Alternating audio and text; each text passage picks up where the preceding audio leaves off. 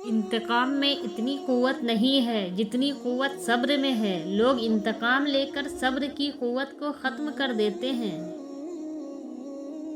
ایک بات پر ایمان رکھیں، جو انسان ہمارے حق میں بہتر نہ ہو، اللہ اس انسان کو ہم سے دور کر دیتا ہے۔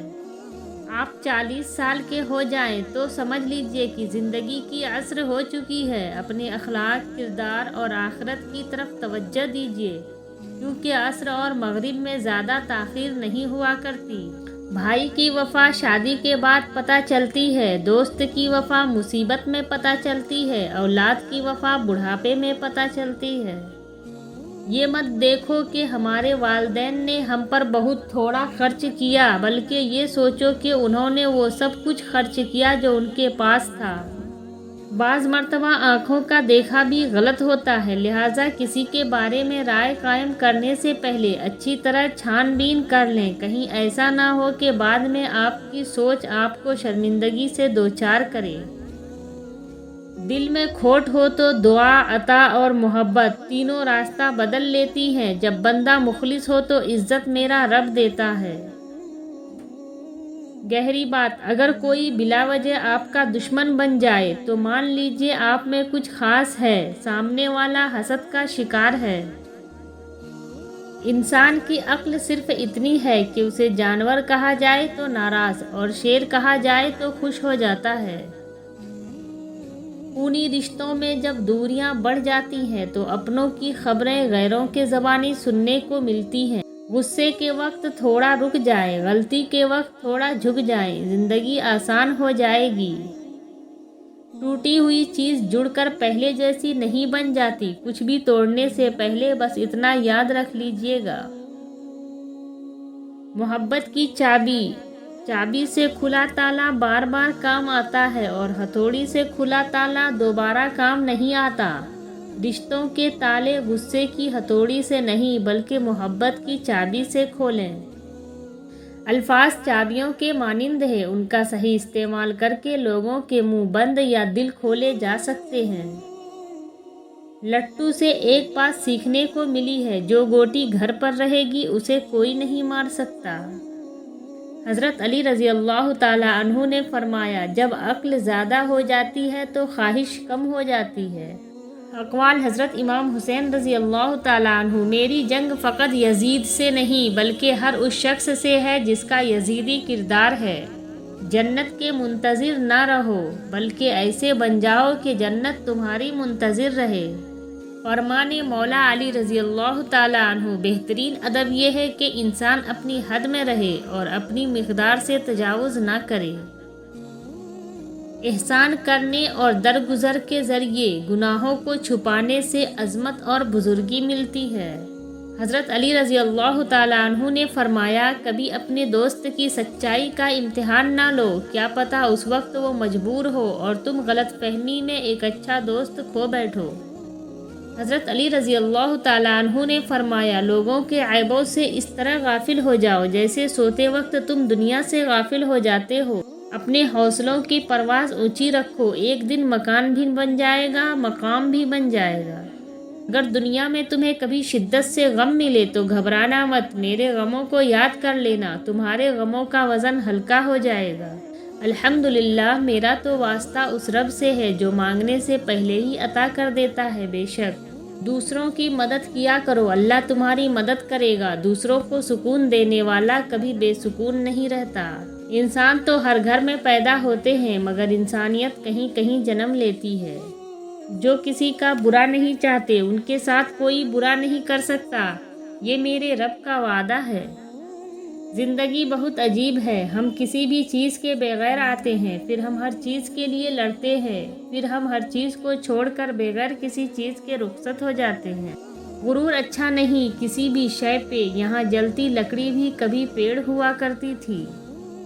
جتنا مرضی اداس ہو جاؤ کسی کو فرق نہیں پڑتا، بس ذرا سا خوش ہو جاؤ سب جلنا شروع ہو جاتے ہیں۔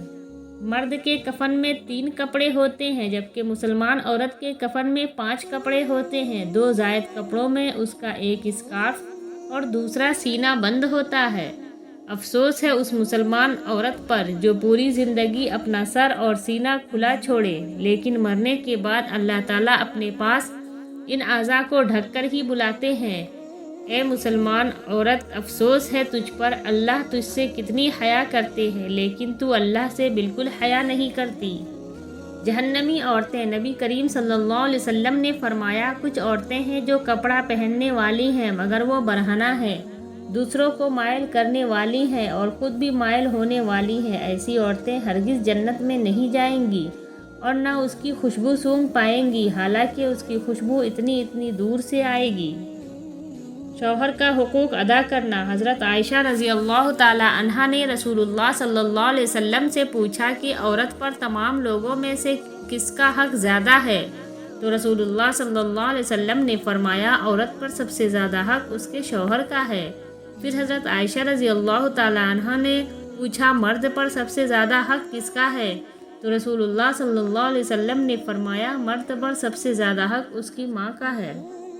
اولاد کو بد دعا نہ دے۔ حضرت جابر رضی اللہ تعالیٰ عنہ سے روایت ہے کہ رسول اللہ صلی اللہ علیہ وسلم نے ارشاد فرمایا، اپنے آپ کو، اپنی اولاد کو، اپنی خادموں کو، اپنے مال کو بد دعا نہ دو، ایسا نہ ہو کہ وہ گھڑی دعا کی قبولیت کی ہو اور تمہاری دعا قبول ہو جائے۔ سب سے انوکھا رشتہ۔ سب رشتوں میں مردوں کا نام پہلے آتا ہے، بیٹا بیٹی، پوتا پوتی، بھائی بہن، نواسا نواسی، دادا دادی، بھتیجا بھتیجی، نانا نانی، بھائی بہن، چچا چچی، میاں بیوی، لیکن صرف ایک رشتہ ایسا ہے جس میں عورت کا نام پہلے آتا ہے اور وہ ہے ماں باپ۔ سبحان اللہ۔ تلاوت والا گھر۔ حضرت عائشہ رضی اللہ تعالی عنہا سے روایت ہے کہ حضرت صلی اللہ علیہ وسلم نے فرمایا، وہ گھر جس میں قرآن کریم پڑھا جاتا ہے آسمان والوں کو ایسا دکھائی دیتا ہے جیسا کہ زمین والوں کو ستارے دکھائی دیتے ہیں۔ اللہ کی تسبیح بیان کرنا۔ رسول اللہ صلی اللہ علیہ وسلم نے فرمایا، جو شخص سبحان اللہ والحمد للہ ولا الہ الا اللہ واللہ اکبر پڑھتا ہے تو ان میں سے ہر کلمے کے بدلے اس کے لیے جنت میں ایک درخت لگا دیا جاتا ہے۔ روزانہ تلاوت۔ ایک ادب یہ ہے کہ قرآن کی روزانہ تلاوت کی جائے۔ رسول اللہ صلی اللہ علیہ وسلم نے فرمایا، جو شخص روزانہ قرآن کریم کی 200 آیات دیکھ کر تلاوت کرے گا، اس کے قبر کے ارد گرد کے 7 قبروں والوں کے حق میں اس کی شفاعت قبول کی جائے گی اور اللہ تعالیٰ اس کے والدین کے سر سے بھی عذاب ہلکا کر دے گا، اگرچہ وہ مشرک ہی کیوں نہ ہو۔ قرآن کی تلاوت کا فائدہ۔ ام المومنین حضرت عائشہ رضی اللہ تعالی عنہا نبی اکرم صلی اللہ علیہ وسلم سے روایت کرتی ہے کہ آپ صلی اللہ علیہ وسلم نے فرمایا، جو شخص قرآن پڑھتا ہو اور اس میں ماہر ہو تو وہ بڑی عزت والے فرشتوں اور پیغمبروں کے ساتھ ہوگا، اور جو شخص اٹک کر پریشانی کے ساتھ پڑھے تو اسے دوہرا ثواب ملے گا۔ رسول اللہ صلی اللہ علیہ وسلم نے فرمایا، میں جنت میں تھا کہ مجھے کسی کے قرآن پڑھنے کی آواز سنائی دی۔ میں نے پوچھا، یہ کس کی آواز ہے؟ مجھے بتایا گیا، یہ حارثہ بن نعمان کی۔ آپ صلی اللہ علیہ وسلم نے فرمایا، والدین سے نیکی کرنے کا ایسے ہی صلہ ملتا ہے۔ حارثہ بن نعمان سب سے بڑھ کر والدہ کے ساتھ نیکی کرتے تھے۔ نبی کریم صلی اللہ علیہ وسلم نے فرمایا، کیا میں تمہیں وہ بات نہ بتاؤں جو درجے میں روزے، نماز، صدقے سے بھی افضل ہو؟ صحابہ کرام رضی اللہ تعالیٰ عنہ نے عرض کیا، کیوں نہیں، ضرور بتائیے۔ آپ صلی اللہ علیہ وسلم نے فرمایا، لڑنے والوں کے درمیان صلح کروا دینا۔ رسول اللہ صلی اللہ علیہ وسلم نے فرمایا، روز قیامت جب مصیبتوں پر صبر کرنے والوں کو جزا دی جائے گی تو عافیت میں رہنے والے تمنا کریں گے، کاش دنیا میں ہماری کھالیں کھیچیوں سے ادھیڑ دی جاتی۔ رسول اللہ صلی اللہ علیہ وسلم نے فرمایا، میری امت میں ایسے برے لوگ پیدا ہو جائیں گے جو گانے بجانے کو حلال بنا لیں گے۔ اپنے گھر کے بزرگوں کو ضرور وقت دیں، کیونکہ انہوں نے آپ کو خوشیاں دینے اور آپ کی ضروریات خواہشات کو پوری کرنے میں اپنی زندگی لگا دی۔ بدلے ہوئے رویوں کی پرواہ نہ کریں، کیونکہ لوگ روزانہ مختلف احساسات کے ساتھ جاگتے ہیں۔